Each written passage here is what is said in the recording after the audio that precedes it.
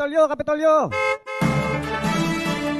Biyaheng Kapitolyo, ang programa ng bawat Batanggenyo. Biyaheng Kapitolyo, mapapakinggan ang mga napapanahong balita. Biyaheng Kapitolyo, mga kaganapan sa loob at labas ng lalawigan ng Batangas. Biyaheng Kapitolyo, tatalakay sa mga proyekto ng ating pamahalaang panlalawigan, health, education, livelihood, protection of the environment, life and property. Biyaheng Kapitolyo.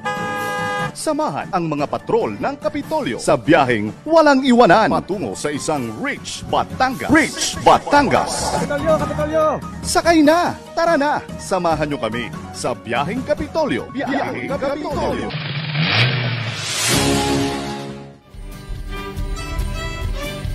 Magandang umaga, Southern Luzon. Panibagong araw na naman po ng pagbiyahe kasama po ang inyo mga magigiting na kasangga at kaagapay sa paghahatid po ng napapanahong mga balita at impormasyon.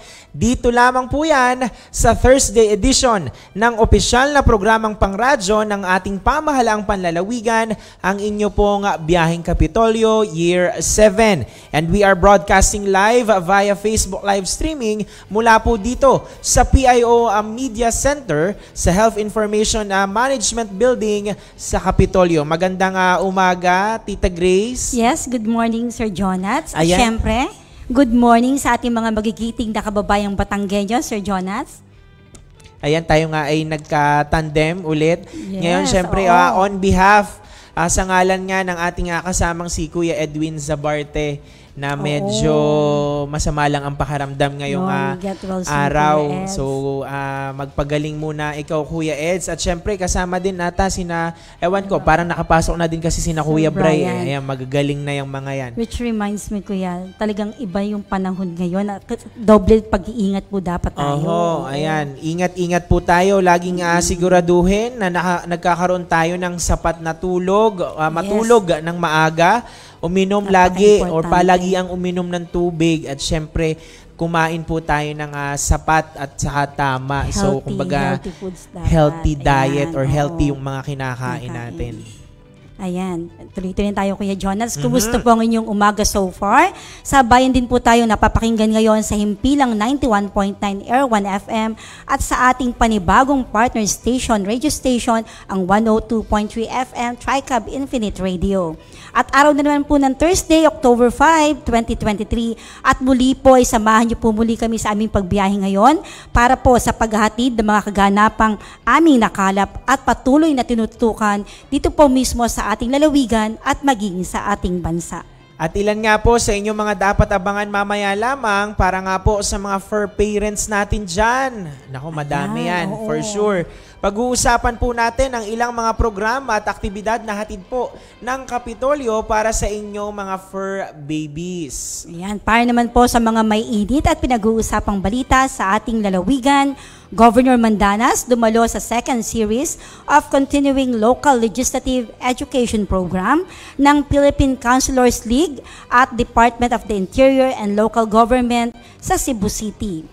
Ganoon din po ang Administrators Assembly, isinagawa po dito po sa lalawigan ng Batangas. Okay, kaya naman tutok lamang po sa isang oras nating pagbiyahe para po sa panibagong edisyon ng inyong programang pangkaalaman, impormasyon at pagbabalita. Mga kwentuhan, talakayan po na nakalaan sa public service. At syempre kasama na rin po yan ang mga inyong panawagan, ang inyong mga pagbati. At speaking nga po ng inyong pagbati, ay pagbati muna Tita Grace na magandang umaga sa ating mahal na ama ng lalawigan ng Batangas, Governor Dodo Mandanas, sa ating Provincial Administrator, Sir Willie Racelis, ating pong Chief of Staff at Provincial Information Officer, Ma'am Abel Behasa, at magandang umaga na rin sa lahat ng mga kasamahan natin dito sa Provincial Information Office at sa lahat na po ng mga kawani ng pamahalaang panlalawigan. Ayan, pagbati din po ng magandang umaga sa ating mga taga-sangguniang panlalawigan.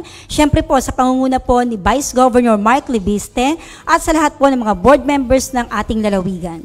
Sa ngalan nga po ng ating walang kapagod-pagod na ama ng lalawigan ng Batangas, Governor Dodo Mandanas, kami po ang inyong mga lingkod. Ito po si Jonathan Maharaig. At sa ngalan po ng buong pangkat ng Patrol ng Kapitolyo at ng Provincial Information Office, ito po si Grace Briones. Sa programa ng Bawat Batanggenyo, ang opisyal na programang pangradyo ng pamahalaang panlalawigan ng Batangas, sakay na po sa ating Biyaheng Kapitolyo. At para simulan ang ating umaga, ito naman ipalagian nating ginagawa. Siyempre, hihingi muna tayo ng gabay at patnubay.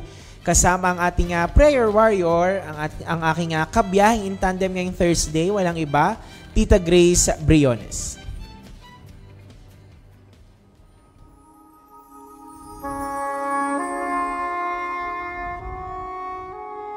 Kahanga-hanga ang iyong mga gawa, O Panginoon. Purihin ang ngalan ng Panginoon, ngayon at kailanman. Nilikha ng Diyos ang mga hayop na naninirahan sa himpapawid, sa tubig at sa lupa. Ang kanilang pagdating dito sa mundo ay maihahatid sa mga tao o maihahalid tulad sa mga tao. Sa katunayan, bahagi sila ng buhay nating mga tao at may mahalagang papel dito. Kaya nga itinuring ni San Francisco de Assis na mga kapatid ang mga hayop, mailapman o maamo. Habang inaalala natin ngayon ang dakilang pag-ibig ni San Francisco, ay ating hilinghin ang pagpapala ng Diyos para sa ating mga alagang hayop at pasalamatan ng ating Panginoong lumikha sa pagpapahintulot na makasama at makasalamuhan natin ang lahat ng nilikha dito sa mundo. Kaya't purihin natin ang Diyos na lumikha sa lahat ng nabubuhay na kinapal upang sa pagbabasbas sa mga hayop na ito ay ating maisaloob ang pagsunod sa utos ng Diyos bilang katambal sa kanyang buhay na marangal. Lumikha ang Panginoong Diyos sa mga hayop sa parang at ibon sa himpapawid. Inilapit sa tao at pinaubaya dito ang pagbibigay ng pangalan sa mga iyon. Kung ano ang kanyang itawag, iyon ang magiging pangalan nila. Ang tao nga ang nagbigay ng pangalan sa lahat ng mga ibon at mga hayop, maging maamo o mailap. Ang salita ng Diyos. Amen.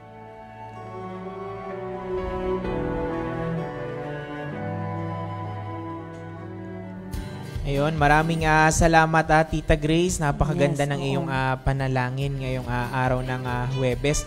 Nakita ko lang nanonood sa atin ngayon si Kuya Eds. Ayan, Kuya Eds. Ayan. Sana'y bumuti ng iyong pakiramdam. Ayan. Oo nga, suki pa naman ni Kuya Eds ang guest natin ngayong umaga. Oo. Ayan. So para naman bumati muna sa ating mga taga-subaybay, narito po ang ating kasamang patroller, Gian Marco.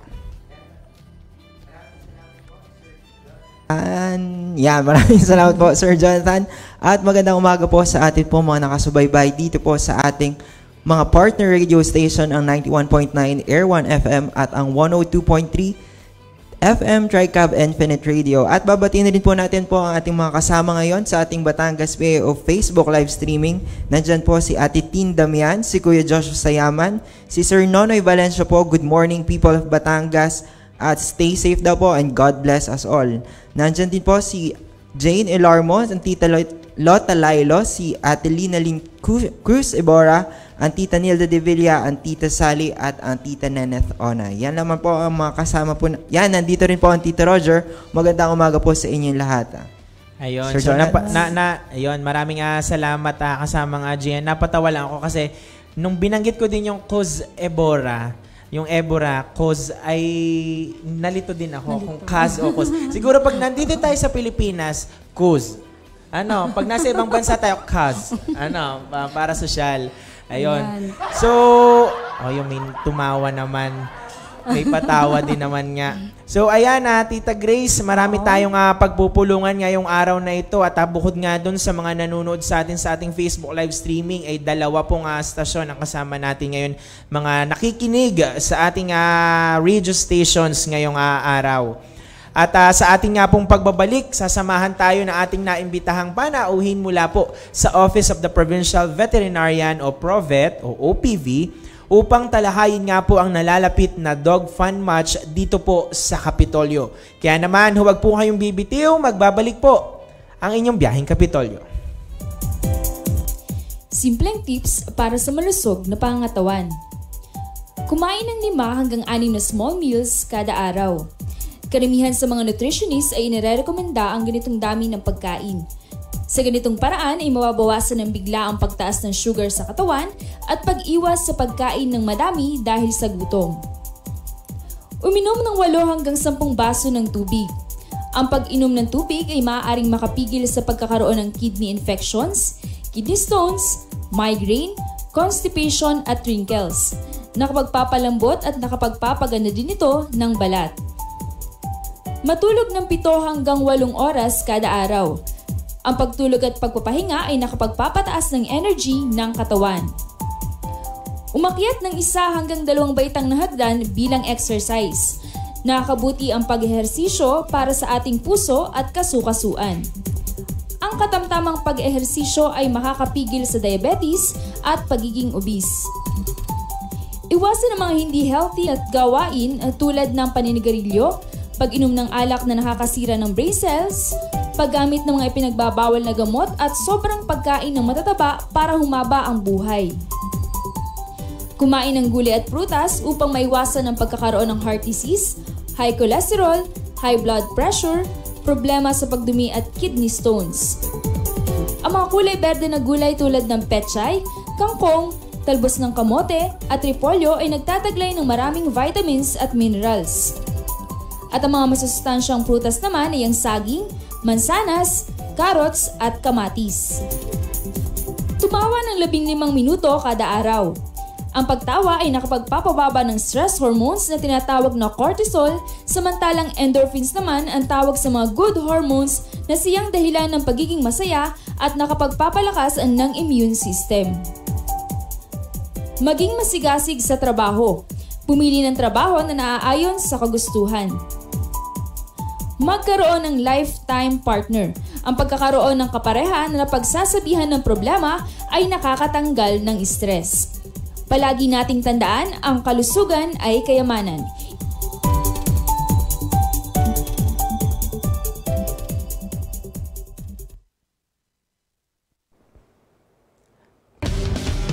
Ayun, patuloy po kayong nakatutok sa Biyaheng Kapitolyo. Ang oras po natin, 9:42 na po ng umaga. At tayo nga po dadako na sa ating paksa ngayong araw ng Huwebes. Kung noon nga po mga nakaraan ay pinag-usapan po natin ang patungkol sa kapakanan ng iba't ibang mga sektor, maging ang ating mga kawani na rin po dito sa ating pamahalaang panlalawigan. Ngayong araw naman po ay kakamustahin natin ang ating mga alagang hayop. So sa mga fur parents po dyan, para po sa inyo ang ating paksa ngayong araw.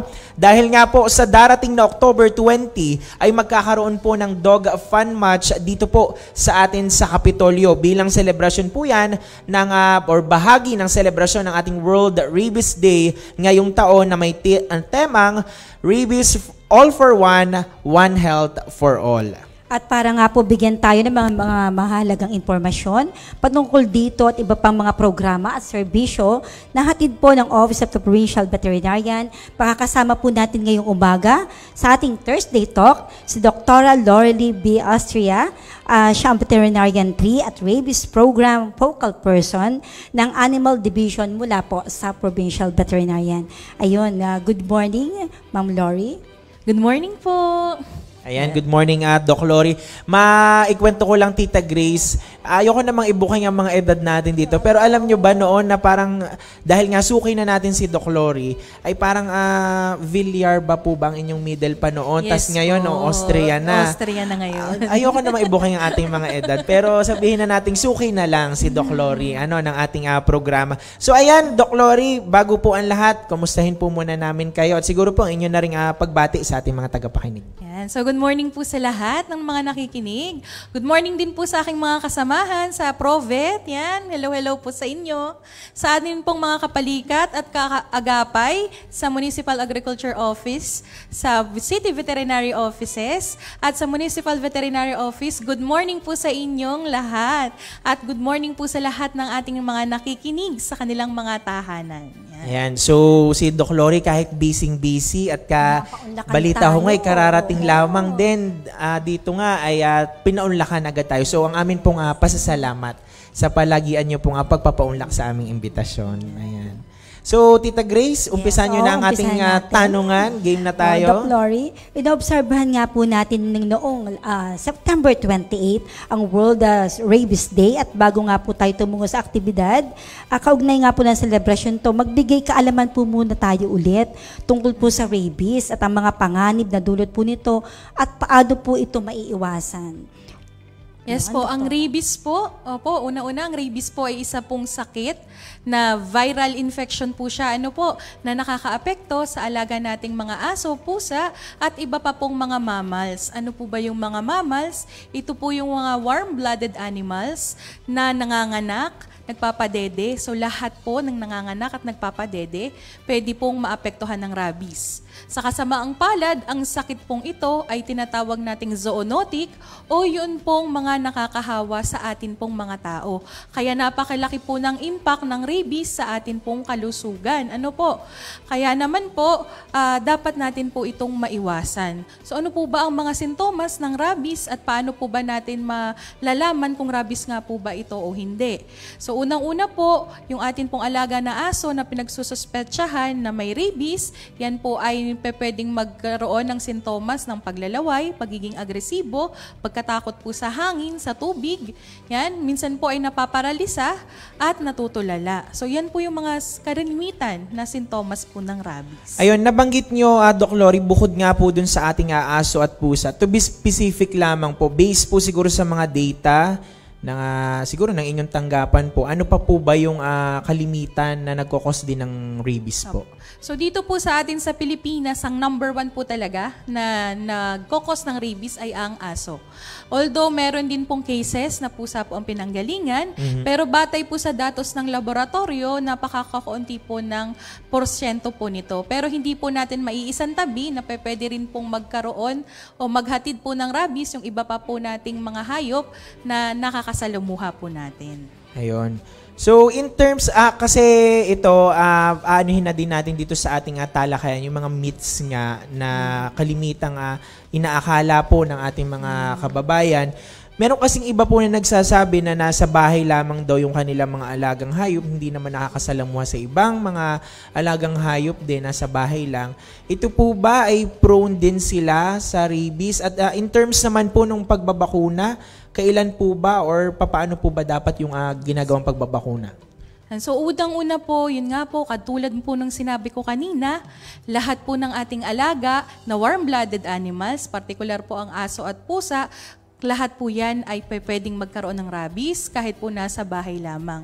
Sa katunayan po, ayon po sa datos ng mga nagpo-positibo po na animals para po sa rabies, meron na po tumataas po ang porsyento ng mga animals na nasa bahay lamang at sinasabing hindi po nakalabas. Ano po ang kadahilanan nito? Maaari pong may nakakapasok po na ibang hayop sa kanilang bakuran na nakakahalubilo po ng kanilang alaga. So kaya naman po patuloy po ang ating pag-encourage at pagpapatupad na ang mga alaga po nating aso at pusa ay taon-taon po talaga na mapaturukan ng anti-rabies. So ito po ay magsisimula sa edad na 3 buwan pataas.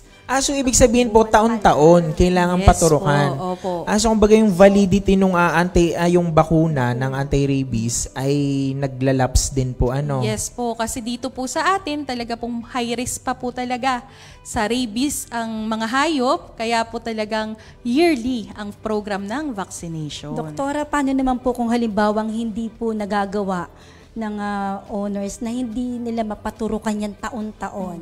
Kumbaga, napaturukan nung una, akala nila tapos na.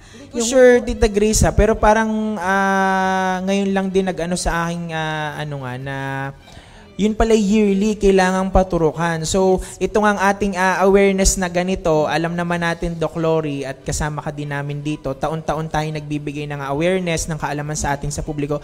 Pero, di ba, taon-taon may parang kumbaga may nadadagdag na kaalaman at impormasyon dito sa ating mga kababayan. Kita nyo, yun nga, hindi ko inasahan na parang yearly pala, kailangang paturukan. Yes po, yearly po talaga. Kasi rampant pa rin po ang rabies. Mhm. Although sa iba pong mga lugar, ibang bansa, ang kanila pong ibang vaccination program ay kaiba po sa atin. Dahil Opo. na nga po tayo ay high-risk country, talaga pong yearly ang program. Gusto ko lang itanong, Sir Jonathan, sa talaan po, sa record po ba ng ating province, no, sa veterinary, meron, ano po yung, saan lugar, specific yung may maraming rabies? Rabies na, cases yes po. Opo. Para po sa rabies case po ng sa animals, so nakapagtala na po ng positive cases, pinakamarami po dyan ng ating Lipa City. Yan.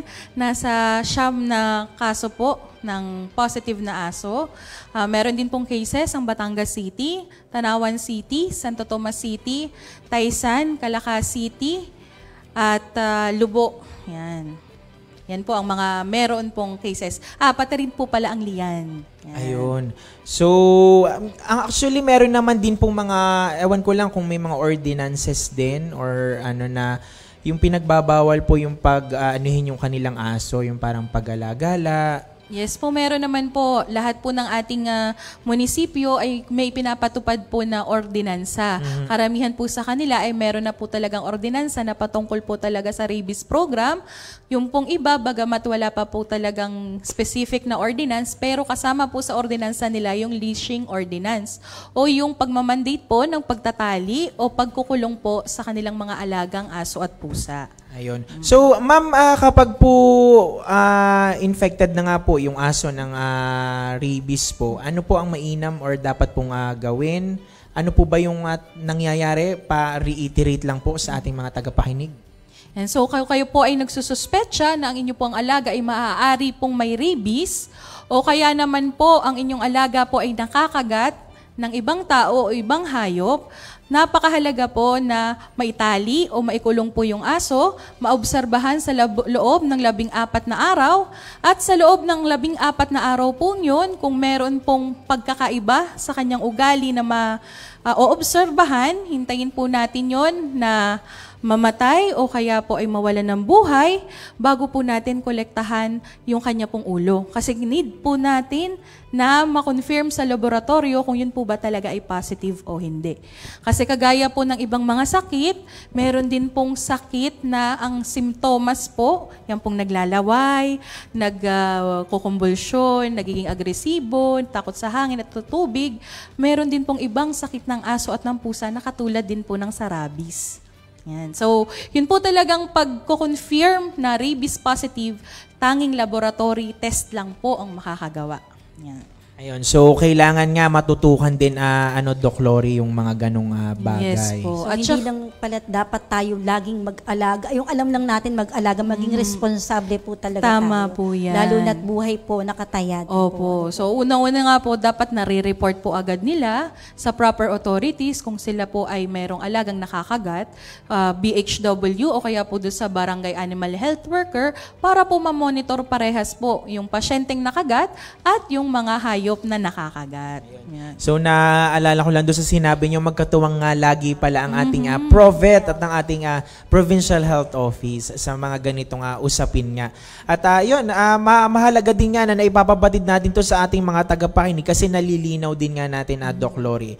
Kasi kalimitan nga, yun nga, kagaya ng mga ganong thinking na nasa bahay lang naman yung aso ko, at hindi naman nakakahalubilo sa iba, ay baka naman ito hindi na magkaroon ng rabies.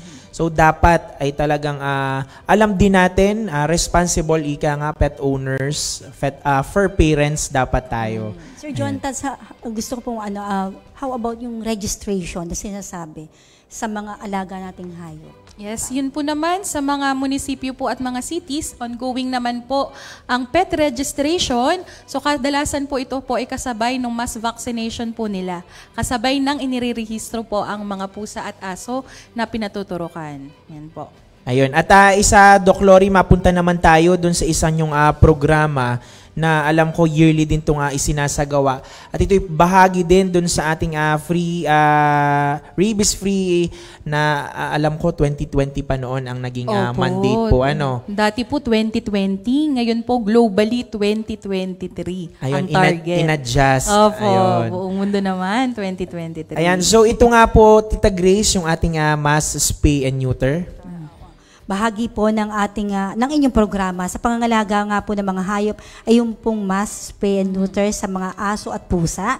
So paano po ba yung proseso, doktora, ng pagkakapon at ano po ang kahalagahan to sa ating mga aso at pusa? Yes po. So ang atin pong pagkakapon o yung amin pong technical term po diyan, yung spaying and neutering or castration, ito po ay yung proseso ng pagtanggal ng reproductive organ ng atin pong mga alagang pusa at aso para na rin po mapigilan yung pagdami po ng kanilang populasyon na nagiging sanhi po ng marami pong galang aso at pusa.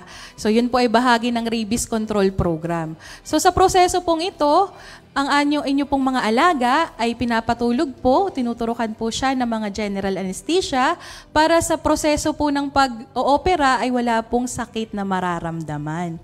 So ang mga qualified po dito na mga alaga na mag-undergo ng ganito pong proseso, ay yun pong mga, syempre yung mga healthy po muna. Hindi po pwede nating i-undergo yung mga may nararamdaman at may sakit. Yun po ang number 1. Pangalawa po, yung pong mga nasa edad na 3 buwan pataas.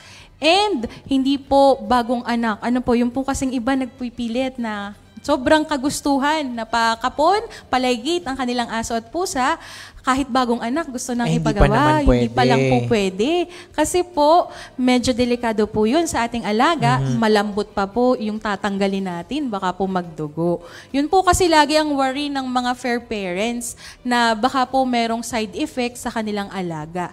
Yun, kaya po meron kaming mga guidelines na sinasabi at ipinaparating sa mga nag-a-apply o nagpapa-appoint na magpa-surgery. Ganon din po ang ating proseso kapag pumasok castration and spaying sa mga munisipyo naman po natin ginagawa. Ayun, naalala ko lang din ang ating si Kuya Eds fur parent niya sa kanyang alagang pusa. At speaking doon sa populasyon, medyo mabilis po kapag sa pusa. Yes mabilis po. ang population. Opo, kasi ang pusa po, makastahan nga, yung ating term kasta, ma-breed. Talagang anak po yan. Magbubuntis po kaagad. Usually po ang pusa, 2 to 4 times a year nagbubuntis. Basta ma-rape o ma-breed ng kanyang lalaking pusa. Ang aso naman po, 2 to 3 times a year. Ganon din po. Ganon kadami. Kaya meron tayong ganitong programa nga. So, Doc Lori, base po sa ating talaan, sa inyo pong records, ilan po kayong ating nasaservisyohan na as of this month po? So, sa kabuuan po, kasama po yung ating mga kinapon sa opisina at yung pong mga kinapon sa iba't ibang munisipyo, nasa 1,300 na mahigit pa na po ang aso at pusa na nakapon at nalaygate po sa iba't iba pong lugar. Yan. Ayun, at saka ito nga nakikita ko dun sa inyo po mga pictures po na iba't ibang bayan. Pero paano po, Doc Lori, yung ating coordination sa ating mga municipality, sa mga cities po natin? Like for example, paano po natin nadadala yung ganitong programa ng ating Provet down po sa ating mga municipal and city level? So ang mga municipality naman po at cities, napaka-proactive po nila. So lalo na po itong ating mga cities at first-class municipality na may sarili pong kanyang programa din at mayroon pong sariling budget. Talaga pong naglalaan po sila ng budget para po sa ganitong activity. Ang ginagawa lamang po nila, nagre-request po sa ating tanggapan para po makapagpa-schedule ng mass spaying and castration. Katulad na lang din po ng sa mga municipalities. Ngayon naman po, dun po sa pagko-coordinate sa kanila pong nasasakupang area, sila na po ang nagfa-facilitate po noon. Yan. Ayun. So talagang in coordination din naman nga at sama-sama dun sa ganitong programa. Pero Doc Lori, Tita Grace, siguro tanong natin, meron kasing iba na nag-iisip nga tungkol dun sa negative na effect ng spay and neuter. Tita Grace? Yes, oo. Itanong ko lang, Kuya Jonas, basahin ko lang yung comment ni Ma'am Shirley. Ano daw po yung hatid po o iba pang serbisyong hatid ng provincial veterinarians sa mga except po dun sa mass spay and neuter po? Ayun po, bukod po sa rabies vaccination, mass spay and castration, ang opisina po ay naghahatid din po ng mga serbisyo katulad ng consultation at pre-check-up po. Meron na rin pong available na mga machines sa opisina na pwede pong i-avail ng ating pong mga kasamahan. Ang CBC machine, meron na po tayo niyan. At saka po serum chemistry machine. Subject to availability nga lamang po ng ating mga reagents. Yan. And pati po yung deworming services, nakakapag-offer na din po tayo niyan.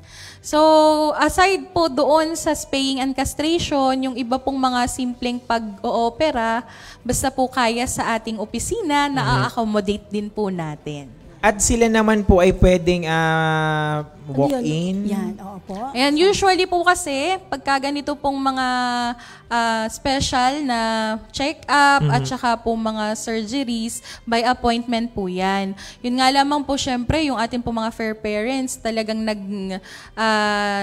kumbaga ay nagbabaka sakali. Ano po, Apo. kung kayo po ay magbabaka sakali, mas maganda po, tumawag muna sa aming tanggapan para po masigurado na meron pong mag-check up at mag-a-attend sa inyong alaga. Ano po, usually po, ang aming pong tanggapan ay open sa ganitong services Monday at Friday. Kasi yung pong ating Tuesday hanggang Thursday, iba naman pong species o ibang animals naman po yung hinahatidan natin ng serbisyo. O ayun, sa ating mga kababayan, Monday at Friday. At mahalaga po na makipag-coordinate muna kayo sa Provet or tumawag nga. So, ang alam ko, ang OPV ang isa sa mga may active din na Facebook account. Yes po. Ayan, so makikita nyo naman doon yung kanilang contact number para kayo nga ay makipag-ugnayan muna. Kasi minsan nga, Doc Lori, ipinupunta agad natin doon sa inyo pong tanggapan, dinadala agad. Eh, dahil nga minsan kailangan talaga by appointment at kumbaga ma-check muna or ma-assess muna din, bigla-bigla nga sila nagpupunta, yun, hindi... Opo, para din po hindi sila pabalik-balik. Ayun. Sayang din naman po yung oras at saka po yung effort nagpapunta. At syempre po yung pagod po ng inyong alaga. Para po sigurado po na may mag-a-attend. Oo nga, Pwede baka rin po, hingalin yung anyo. Opo. Pwede rin po kayong mag-message sa aming email address at saka po dun sa aming Facebook page. Ayan, so active naman po yung kanilang Facebook page, yung Office of Provincial Veterinarian sa Facebook po.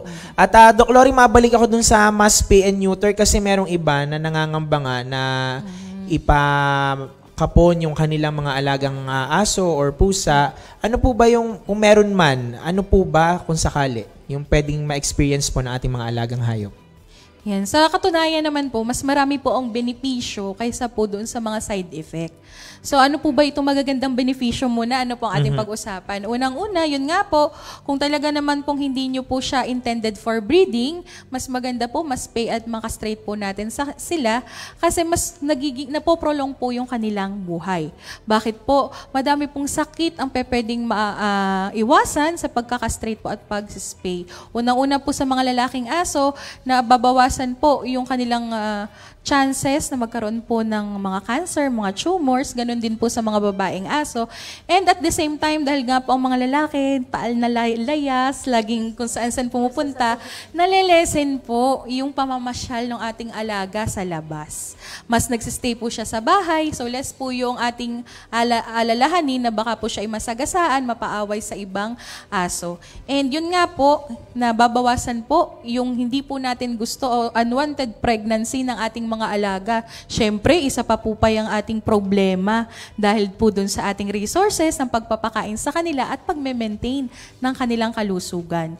Ngayon po, yung pong sinasabi po nila o yung kanilang alalahanin ng mga side effects, opo, yan naman po ay minimize naman po.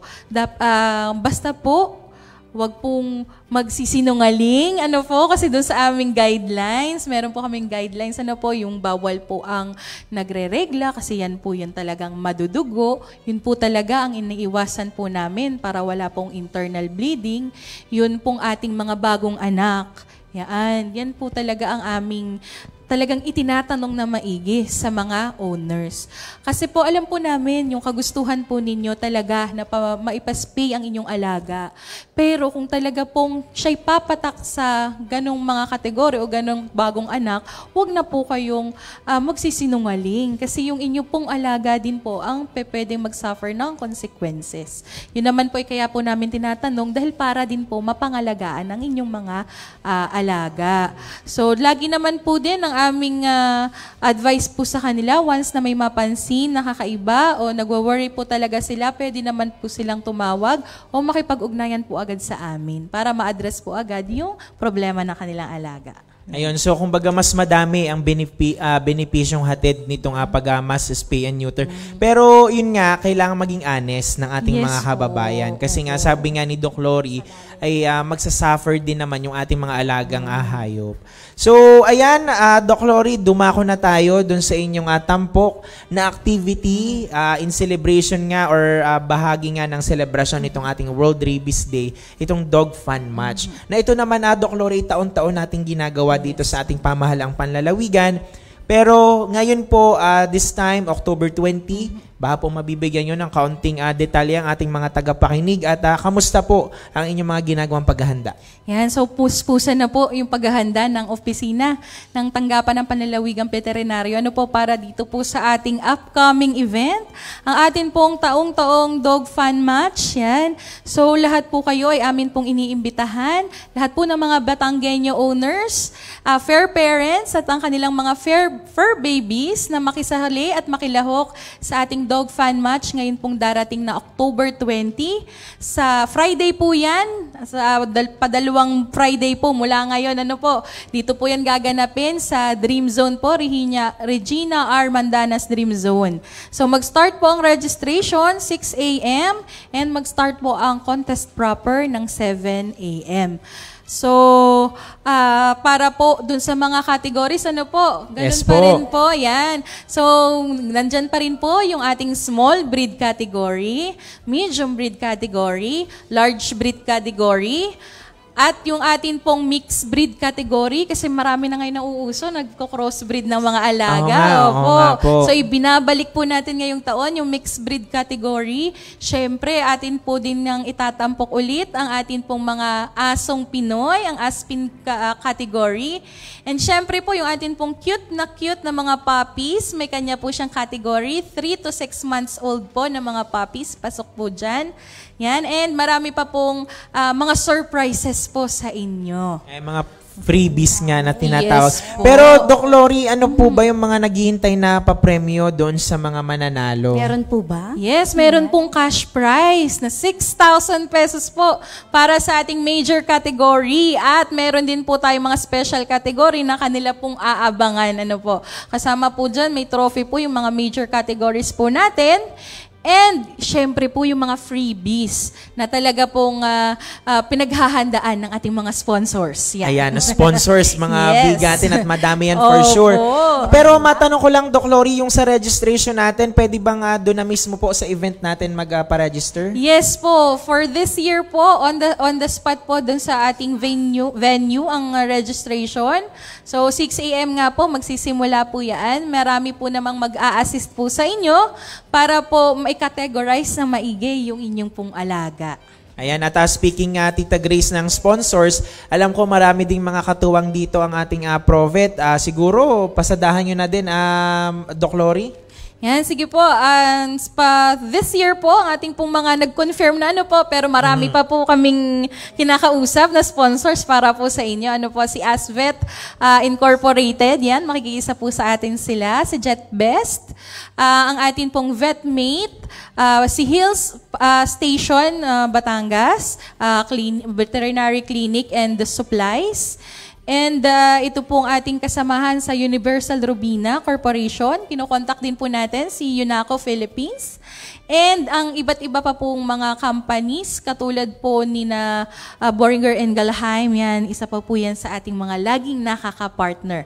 Kasama rin po si Naroan Vet, Emervet, yan po ang mga napaka-generous na mga sponsors po natin. And si Pet Smart Lipa, kasama din po natin Nakaka-excite namang dyan. Sir Ang dami. Jonas, So ang nakaka-excite dami. yun para sa Oo. ating mga fur parents. Yes. Na Shout out talagang daw kay Sir Vince, siksik-liglig. Ay, si Sir Vince nga pala, may mga alaga ding hayop. Yes Po, po, Doktora. sa inyo So, pong ano po? Marami po pets. sa ating mga office mate na nag-aalaga ng mga Yan, si aso Ate at Shirley, pusa. alam ko meron Ayan, din si yan Ate eh. Shirley, oo. Naabangan nga yan. Ayun, October at talagang exciting itong mga magaganap na. At alam ko katuwang natin dito, syempre, ang ating Provincial Health Office. Yes po, katutuwang po natin ang Provincial Health Office. Kasama na rin po ang lahat po ng member ng ating Rabies Council Committee. Yan. At ang kasama po diyan ang iba't ibang ahensya po dito po sa ating lalawigan ng Kapitol ng Batangas. Siyempre ang PIO po, Provincial Information Office. Yan, at ang iba't iba pong ang probinsya, ang Philippine Veterinary Medical Association po, Batangas Chapter, kasama din po siya dyan. Ayun. So, Doc Lori, dahil nga tayo ay medyo nauubusan na lamang ng ating oras at marami na rin tayong naipabahagi o naipabatid na impormasyon nga sa ating mga kababayan. Siguro, Doc Lori, ang inyo na lang mensahe po sa ating mga kababayan patungkol nga dun sa pagiging responsible pet owners nila at syempre, yung mga tips na din or guide nga sa pag-aalaga sa ating mga alagang hayop. Yes po, paulit-ulit po naming sinasabi, kung lahat po tayo ay may-aring responsable sa ating mga alaga, wala pong pag-alagalang mga aso at pusa. So nasa atin pong nakasalalay ang health ng ating pong mga alagang aso at pusa at ang kaligtasan na rin po ng ating mga kasamahan sa ating komunidad. Kasi kung tayo po ay isang responsableng may-ari ng aso, taon-taon po nating mapapabakunahan ang ating pong mga alaga, magre-report po tayo ng mga biting incidents, nang sa gayon po ay makasalba po tayo ng buhay ng tao. Yan, yun naman po lagi, at the end of the day, yun po lagi ang number 1 na priority po natin. Ang makapagligtas ng buhay laban po sa rabies virus. Ayan, so kumbaga, ang hashtag natin before, rabies free 2020. So ngayon, 2023. Ayan. So, 2030. 2030, ayan, Yes. 2030. So in-adjust natin ng kaunti pa. Kaya na naman siguro, Doc Lori. Kakayanin po Kakayanin yan. natin yan, Basta- especially dito sa ating lalawigan ng Yes Batangas. po. Kaya po yan basta tulong-tulong at sama-sama. Kaya po One Health tayo lagi. Yan. Yan. Doc Lori, ang inyo na lang pasasalamat at baka meron kayong mga gustong batiin ngayong umaga. Yes po. So maraming salamat po sa inyo sa pag-invite po ulit sa akin. Ano po, para maibahagi po yung ating mga activities ngayong October 20. Gusto ko lang pong batiin yung aking mga kagrupo dyan. Team Soaring Falcons, Team Prosperous, Team Dreamcatchers, Team Flying iFern, sa aking pong mga kaibigan sa buong Batangas, hello po. And maraming pong salamat sa inyong lahat na nakikinig po at tumutok ngayong umaga.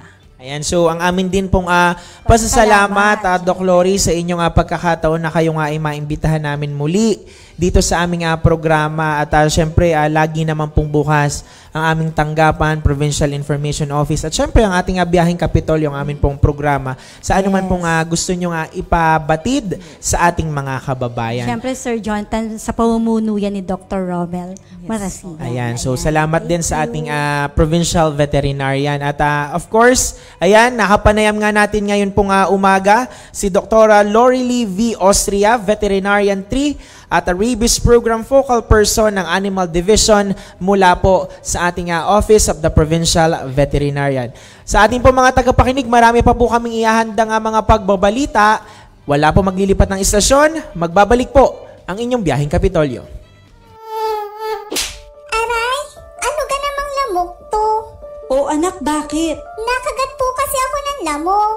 Naku, huwag ka magpakagat sa lamok. Uso na naman ngayon ng dengue anak, lalo na ngayong tag-ulan. Dengue? Ano ka po yung dengue, Nay?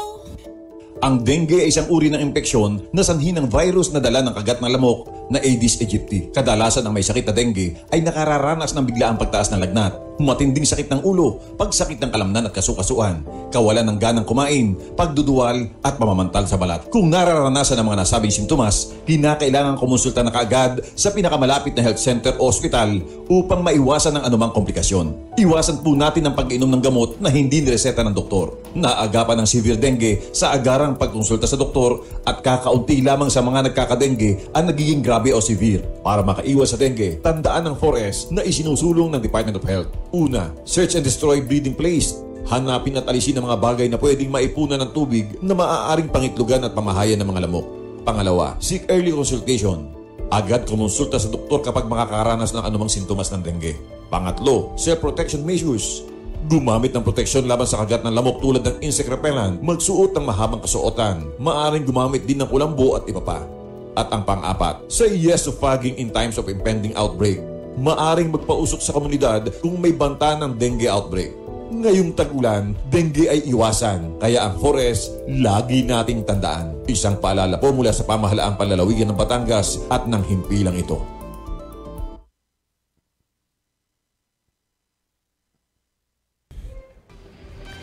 Nagbabalik po ang inyong biyaheng Kapitolyo. Ang oras po natin, 10:15. Ayan, 10:15. Kaka 10:15 lang ng umaga. At syempre, maraming salamat muli sa ating naging panauhin.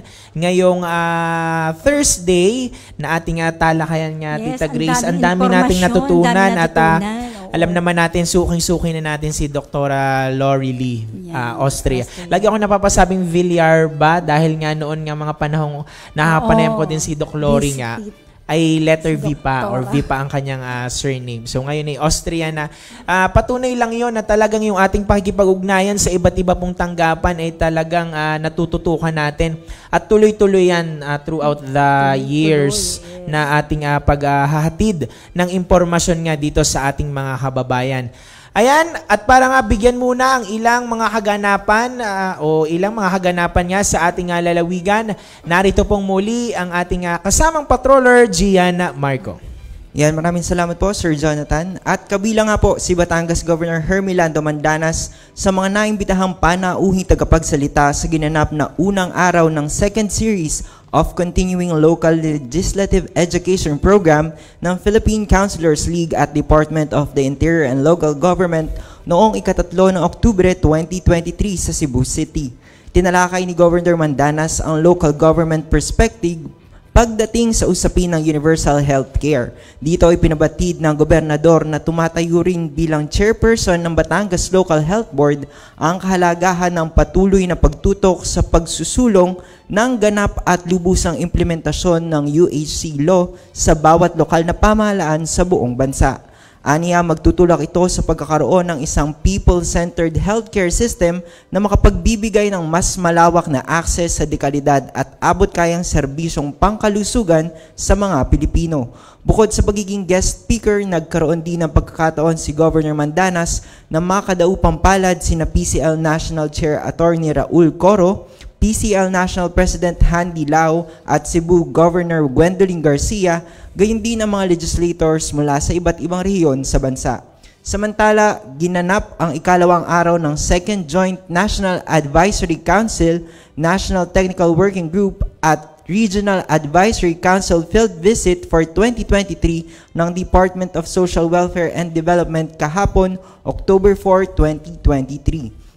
Highlight ng araw na ito ang isinagawang field visit sa 12 napiling bayan at lungsod sa lalawigan na kinabibilangan ng Batangas City, Ibaan, San Jose, Cuenca, Mataas na Kahoy, Lipa City, Calatagan, Malvar, San Luis, Balayan, Lemery at Calacas City na may katangi-tanging implementasyon ng Pantawid Pamilyang Pilipino Program o 4Ps. Sa pamagitan ng pagpapakita sa mamagandang pagpapatupad ng nasabing programa para sa mga benepisyaryong pamilyang Batanggenyo, isa itong paraan upang mas lalong magawang epektibo ang mga pulisya at sistema ng 4Ps.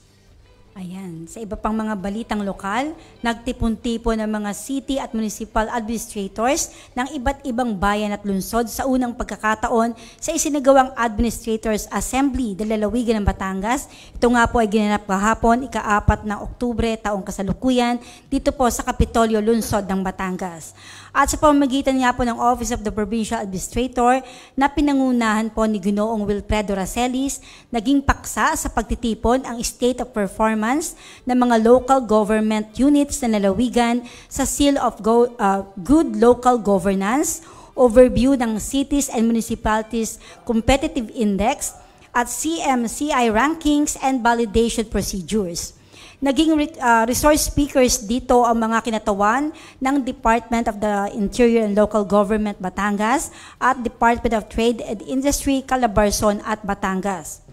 Layunin po ng pagpupulong na magkaroon ng kooperasyon at pagtutulungan ang mga LGUs na lalawigan, partikular sa sama-samang pagsusulong ng mga programa, proyekto at aktibidad, at pagkumpleto ng mga kinakailangang mga dokumento at impormasyon na makakaabot sa mga pamantayan ng SGLG at CMCI. Aktibo nga nakiisa rin sa assembly sina DILG Batangas Provincial Director Alan Benitez, DTI Batangas Provincial Director Laila Cabreros at mga department heads at kinatawan ng mga tanggapan ng pamahalaan panlalawigan ng Batangas.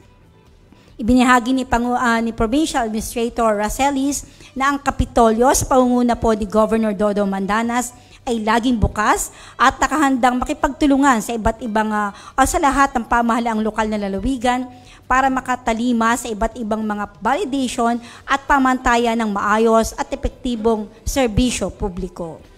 Ayan, at siguro bukas kasama nga Tita Grace ay susubukan natin na makapanayam naman yung ating DTI Batangas Provincial Director patungkol nga sa celebration ng ating Consumer Welfare Month. At syempre doon na din sa mga ilang katanungan patungkol nga doon sa ginagawa nilang price monitoring nito nga nagdaan. Ayan, kagaya nitong ating ibabalita itong ating price cap sa bigas. So, binawi na nga po ni Pangulong Ferdinand Marcos Jr. ang Executive Order 39 na nagtatakda po sa presyo ng bigas sa mga palengke. Nakasaad po sa EO 39 na nasa 41 pesos po ang kada kilo ng regular milled rice habang nasa 45 kada kilo ang well-milled rice. Nilinaw naman ng Pangulo na hindi nangangahulugan ang pagbawi ng kautusan ay pababayaan na ang sektor ng agrikultura. Ang anunsyo po ay ginawa ni Marcos sa Taguig matapos mamahagi sa mga benepisyaryo ng Pantawid Pamilyang Pilipino Program ng 1,000 na sako ng bigas na nakumpiska ng Bureau of Customs sa Zamboanga. Iginiit pa ng Pangulo na tuloy din ang pagtulong ng pamahalaan sa mga magsasaka, mahihirap at mga nagugutom na Pilipino. Patuloy din umano na babantayan ng pamahalaan ang presyo ng bigas para matiyak na hindi magsasamantala ang ilang negosyante. Aminado naman si Marcos na hindi makokontrol ng gobyerno ang merkado, subalit maaari na mga mabantayan. Nakikipag-ugnay na rin si Pangulong Marcos kay Speaker Martin Romualdez para tiyakin na may gagawing tulong ang Kongreso sa mga apektado ng price cap at nakikipag-usap na rin umano si Romualdez sa 33 pang kongresista sa Metro Manila para magkasa ng programa na magbibigay ng bigas sa mga mahihirap. Ito, Tita Grace, din yung naging problema. Yes, kasi sabi nga mababantayan. Pero yung iba kasi kapag may nagbabantay, babaguhin nila yung presyo. Pag alis nung nagbabantay, ibabalik na ulit yung mataas na presyo. At ito nga, pagbawi nga dun sa price cap natin, baka naman mag-result siya sa pagtaas or pagbulusok nga nung so, pagtaas pala ng presyo ng bigas ulit. Napapanahon talaga yung magiging guest natin tomorrow sa inyong tambalan. Ayan, so sana kay PD ng ating DTI kay Ma'am Leila Cabreros, hopefully po ay bukas makapanayam namin kayo. Ayan. At related po pa rin, usapang bigas pa din, yes, Tita Grace. Pinangalanan naman ni Pangulong Ferdinand Marcos Jr. ang 4 na bodega na kinasuhan ng Bureau of Customs dahil sa hinihinalang sangkot ang hoarding at smuggling ng bigas. At tinukoy ni Pangulo ang San Pedro Warehouse, Blue Sakura Agri-Grain Corporation, FS Ostia Rice Mill at Gold Rice Mill matapos na mamahagi ng smuggled na bigas sa Taguig City. At sinabi nga po ni Pangulong Marcos na ang mga nabanggit ay sinampahan na ng patong-patong na kaso kabilang dito ang paglabag sa Customs Modernization at Tariff Act, Rice Tariffication Law at Anti-Agricultural Smuggling Act of 2016 or yung Republic Act number 10845. At dahil dito kaya muling binalaan ng Pangulo ang mga individual at mga grupo na nagmamanipula ng supply at demand ng mga produktong agricultural sa bansa. Giit pa ni Pangulong Marcos, tuloy-tuloy ang laban kontra smuggling at walang puwang sa kanyang administrasyon ang mga nagsasamantala o nananamantala at naglalamang sa mga ating kapwa. Matatandaan na sinalakay ng mga tauhan ng BOC ang mga bodega ng bigas sa Bulacan. Kasunod na rin ang pag-iigting ng kampanya kontra po sa smuggling at hoarding. Samantala, Department of Trade and Industry tiniyak na walang taas presyo sa pangunahing bilihin hanggang matapos ang taon. Nagbabalik po ang ating patroller na si Gian Marco. Tiniyak kahapon ng Department of Trade and Industry sa mga consumers na walang nabipintong pagtataas ng presyo sa mga pangunahing bilihin at pangangailangan sa bansa ngayong taon. Ayon kay DTI Secretary Alfredo Pascual, nagkaroon ng consensus ang mga manufacturers na huwag munang magpatupad ng anumang pagtataas sa presyo ng mga pangunahing bilihin hanggang sa matapos ang taon. Paliwanag ni Pascual, mayroong 6 na manufacturers ang una nang humiling ng price adjustments, bunsod na rin ang mataas na presyo ng raw materials, langis, sweldo at iba pa. Gayunman, sa isang pulong kamakailan ay iniurong umano ng mga ito ang kanilang kahilingan. Sinabi naman ni Trade Assistant Secretary and Consumer Protection Group Officer in Charge Mary Jean Pacheco na ang mga kumpanyang nag-urong ng apela sa taas presyo ay gumagawa ng mga bottled water, condiments, tinapay, asin, sardinas at mga toilet soap. Sa kanyang panig, sinabi naman ni DTI Consumer Protection and Advocacy Bureau Marcos Valdez II na wala pa rin naman sila nakikitang dahilan upang mag-aproba ng anumang price increase sa ngayon. Ang presyo kasi aniya ng langis ngayong Agosto ay mas mababa pa rin naman kumpara sa presyo ng noong Agosto noong nakaraang taon. Ayan, sa iba pang mga balita, sa gitna ng patuloy na pagtaas ng bilang ng mga kaso ng suicide, lalo na sa mga kabataang Pilipino, nananawagan ng Philippine Mental Health Association sa mga local government units or LGU na tugunan ang mental health sa pamamagitan ng pagpapasa ng mga mental health ordinance. Ayon po kay PMHA National Executive Director Dr. Carlida Uno Raico, bagamat na isabatas noong taong 2018 ang Philippine Mental Health Law o yung Republic Act No. 11036 ay marami pang hamon sa ganap na pagpapatupad ng batas dahil sa kakulangan po ng pondo, infrastruktura at mga lisensyadong mental health professionals.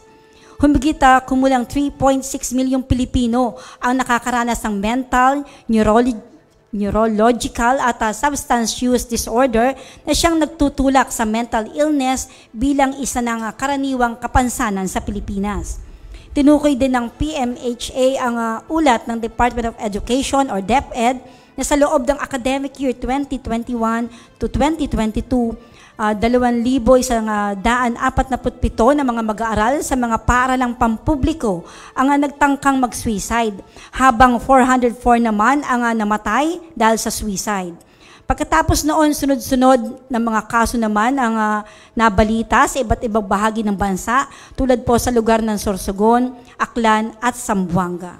Ayun, so ito importante ding usapin ito, Tita Grace, yung at patungkol sa ating mental health. Pero kagaya nga ng sinasabi natin, napakalayo pa or malayo pa yung ating lalakbayin para nga mas mabigyan pa ito ng matutukan pa ng spotlight itong ating patungkol sa mental health. Pero sabi 'di ba ni Vice Gov, love. Syempre sasabihin natin, be kind. Ayan, be kind to yourself and to others, dahil sabi nga, now more than ever the world needs empathy. Ayan, so kumbaga pagmamalasakit sa ating kapwa. At syempre, yun nga, love yourself. Unahin lagi natin ang ating mga sarili. Kaya doon sa may mga karamdaman ngayon, magpagaling. Diba, Tita Grace? Yes, importante yan para mabigyan naman natin yung time ang ating sarili. Dahil paiba-iba ang panahon, pero ngayong araw kaya ng Thursday, alamin naman natin na magiging lagay ng panahon mula sa ating Provincial Disaster Risk Reduction and Management Office. Narito po, pakinggan natin. Magandang umaga, Batangas. Narito na po magiging lagay ng ating panahon ngayong araw ng Huwebes, October 5, 2023. Sa kasalukuyan ay lumakas pa po si Bagyong Jenny. Ang lakas ay 175 km per hour malapit dun sa sentro at pagbugso na 215 km per hour. Kumikilos po ito westward sa bilis na 10 km per hour.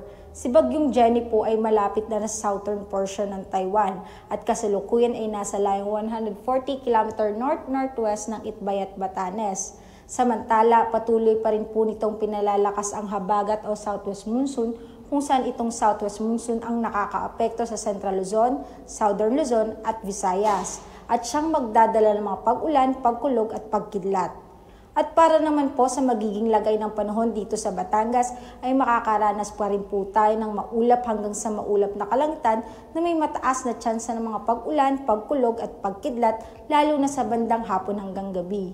Sa hilagang parte ng Batangas ay may 43% tsansa ng pag-ulan. Sa silangang parte ay may 25% tsansa ng pag-ulan, samantalang sa kanlurang parte ng Batangas ay may 66% tsansa ng pag-ulan at sa timog bahagi ay may 40% tsansa ng pag-ulan. Kaya paalala po natin sa ating magigiting na kabataan na magdala ng pananggalang sa init at sa mga posibleng pag-ulan. Samantala, wala po tayong nakataas na gale warning sa probinsya ng Batangas. Ang magiging agwat ng temperatura ngayong araw ng Huwebes ay nasa pagitan ng 27 to 30 degrees Celsius. Si Haring Araw ay sumikat kaninang 5:45 ng umaga at lulubog mamayang 5:43 ng hapon. Lagi po nating tatandaan, ligtas ang may alam. At tulad ng laging paalala sa atin ni Governor Mandanas, laging maging handa, ingat at magiting. Mula po dito sa Batangas Provincial Disaster Risk Reduction and Management Office, ako po si Raven Rentasida, nag-uulat. Magandang umaga po. Ayan, maraming salamat kay Raven Rentasida mula sa ating PDRRMO at syempre pagbati sa lahat na rin ng mga taga-PDRMO kay Dr. Amor Calayan. Ayan, para lamang po bigyan ng daan ang ilang mga anunsyo po dito sa ating pamahalang panlalawigan at maging sa labas na rin po ng ating Kapitolyo kasamang Gian. Yan, para po sa po mga anunsyo para sa araw na ito, bukas po October 6, 2023 magkakaroon po tayo ng mass blood donation activity sa Lipa City at sa Sabado naman po October 7, 2023 ay gaganapin po ang ang First Aiders and Emergency Responders for the Second Bike for Kalikasan sa bayan po ng Lubo. Samantala po mula naman po sa GSIS, magsasagawa po ang Government Service Insurance System o GSIS ng System Maintenance Activity sa darating po na Biyernes, October 6 sa ganap na alas 8 ng gabi at tatagal po hanggang Linggo, October 8 ng alas 8 ng umaga. Dahil po dito magiging unavailable po ang GSIS Touch App, GWAPS Kiosk, eGSIS Mo, GSIS website at EBCS. Mangyari pong planuhin po ang inyong GSIS transactions para hindi po maapektuhan ng system maintenance activity. Yan po at ngayon pong araw, October 5 po ay pinagdidiwang po natin ang National Teachers Day. Kaya sa mga grupo ng pamahalang panlalawigan ng Batangas at ng lalawigan ng Batangas, Happy Teachers Day po. Ayan, pagsaludo, pagkilala at pasasalamat sa lahat ng ating mga magigiting na guro, hindi lamang dito sa lalawigan, kundi sa lahat na po ng panig ng mundo. Kasi sabi nga, kagaya ni Bukala Claudette Ambida, sabi niya, kulang nga yung isang araw kung magke-create man tayo ng holiday or pagkilala doon sa ating mga guro. At wala tayong lahat dito, di ba? Kung wala ang mga magigiting nating guro, kung di tayo pinagtiyagaan na matuto sa ating mga paaralan. At sabi nga dito, ang comment ni Sir RJ Andal ay nagsisilbi ng pangalawang magulang ng mga bata, ang ating mga guro. So pagbati po ng Happy Teachers Day po sa lahat. Alam ko ang tema ata nila ay ng ating dito sa Pilipinas ay Together for Teachers. Ayan. Pero ang UNESCO, may nakita ko kanina, parang iba yung tema nila eh. So ano naman yun, pang worldwide, ika nga. So overall, Happy Teachers Day po sa lahat. Ayan, so kasama nga Tita Grace, ang ating oras, 10:33 na ng umaga. Ang daming mabilis ang pagbati. Sa atin, Gian. Ang daming nakasubaybay. Nakita ko, good morning kay Kuya Eric. Nakasubaybay po sa atin, Eric Javier Arellano. Good morning sa iyo. Siyempre kay Sir JR Andal. Kay Francis Milia, good morning. Salamat po sa pag-antabay. Kay Felix Mandanas, good morning din po. Siyempre kay Sir Owen, yan, kay Ella Kayabat. Good morning. Ayan, at kay Sir RJ Andal na nagpapabati nga kay board member Rudy Balba at siyempre sa kanyang butihing asawa kay Bukala Devs siyempre, Balba. Mawawala ba naman si Ma'am Shelly Umali? Ayan, Lagi nakatutok yan at saka sa si Kuya atin. Bri, ayan, Oo, nakatutok ayan. din, nag-thumbs up. Ayan, so kasama dyan, wala ka nang babatiin, i-announce? Pasasalamatan lang po natin po ang ating pong technical team ngayong araw po na kinabibilangan po ni Kuya Lindon, ni Kuya Christian, ni Tin at ng Tito Roger po. Maraming salamat po sa pagtulong sa amin ngayong umaga. Ayan, nakasubaybay din sa atin ngayong umaga si Hans. Ayan, good morning Hans. At wala na, Tita Grace? Yes, good morning sa lahat ng ating mga ka-office mate, lalo na yung mga nag-OB ngayong umaga. Ayan, syempre si kay Kuya Hans, na siyang driver, ingat-ingat po kayo, ingat-ingat tayong lahat. Ayun. Ayan, at kay Kuya Eds, paggaling ulit at inom lang ng maraming tubig. Ano nga? Ayan, so sa ngalan po ni Governor Dodo Mandanas at ng buong pamahalaang panlalawigan ng Batangas, ng pamunang makadiyos, makakalikas at makatao, taas noo, Batanggenyo. sa tulong po ng Panginoon at sa sama-samang pagkilos, tayo po ay babangon sa anumang hamon at magkakapit kamay nating ipakikita ang ating likas na katangian na ang bawat Batanggenyo at ang buong lalawigan ng Batangas magiting. Sa ngalan po ni Kuya Edwin Zabarte, ito po si Jonathan Macaraig. At ito naman po si Grace Briones, kasama po ang ating patroller, Gian Marquez Camillas po. Marami pong salamat sa muling pag-antabay sa inyong mga kaagapay. Muli, ito po ang inyong Biyaheng Kapitolyo. Kapitolyo! Biyaheng Kapitolyo, ang programa ng bawat Batanggenyo. Biyaheng Kapitolyo, mapapakinggan ang mga napapanahong balita. Biyaheng Kapitolyo, mga kaganapan sa loob at labas ng lalawigan ng Batangas. Biyaheng Kapitolyo, tatalakay sa mga proyekto ng ating pamahalaang panlalawigan, health, education, livelihood, protection of the environment, life and property. Biyaheng Kapitolyo.